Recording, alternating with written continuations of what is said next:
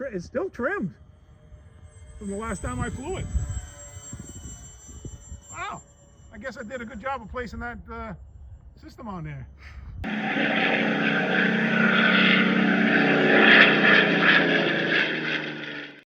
Good day, fellow modelers.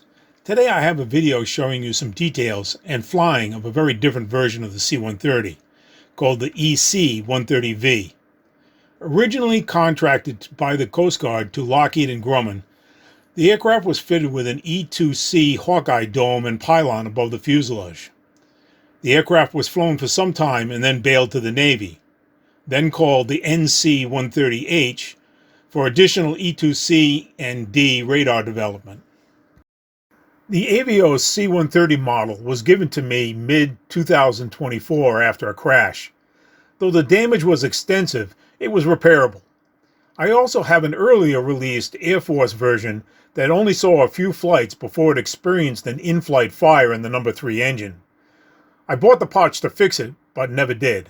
I designed and 3D printed the dome, pylon, and struts and fitted them to the model. Fittings which will always stay on the model were glued to the foam after pockets were made for them. The struts up to the pylon are screwed to these fittings. The remainder of the assembly is glued, but there are channels in the 3D printed parts for 2 and 3 mm carbon rods for strength and added stiffness. The dome is held on to a carbon rod with a wooden plug in the end, which is tapped for a 440 screw. A single screw holds the dome in place. It does not rotate, however. Now let's watch some snippets from that first flight. All right, take it off.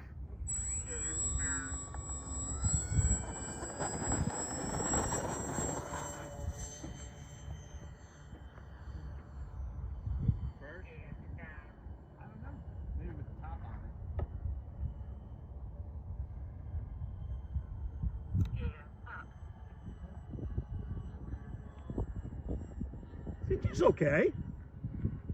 It's not pitch sensitive.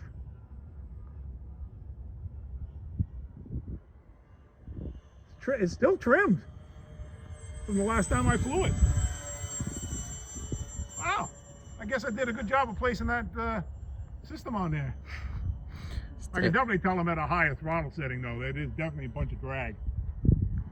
I mean, I'm still be able to cruise at about half throttle. Are those the props that's on the real one? Yeah. Yeah, the 4 liters.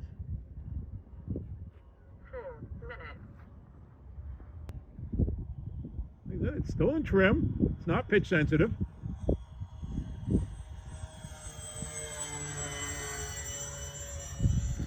Basically, all I have to do is smooth it out a little bit, paint it white. Maybe touch up some of that Coast Guard stuff because it's kind of beat. But it doesn't fly heavy. Considering I got a 4S 4000 and the extra weight of the dome and pylon, it does not fly heavy. I've got no flaps right now, just cruising around with no flaps. Really, it's just 4S 4000? Yeah. It needs a bit more rudder in the turns than I remember.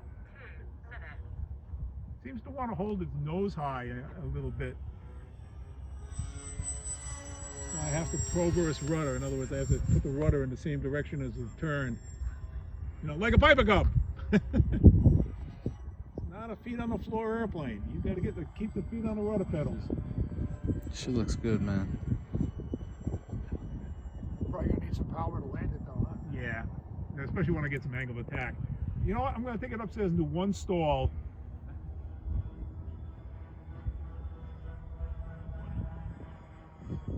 That sound.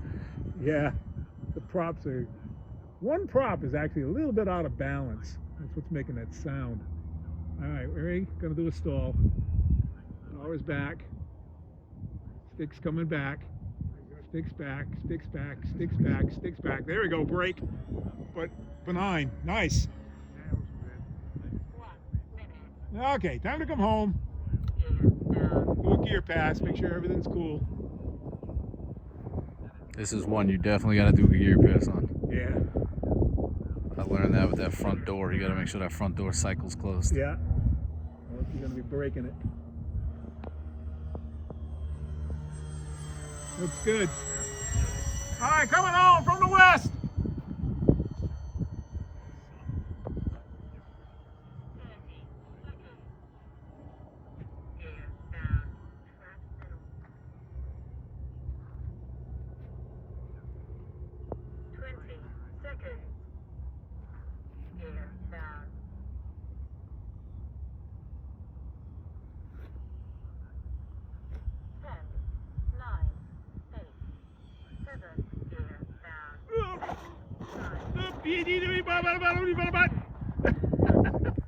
You've had better. I've had better.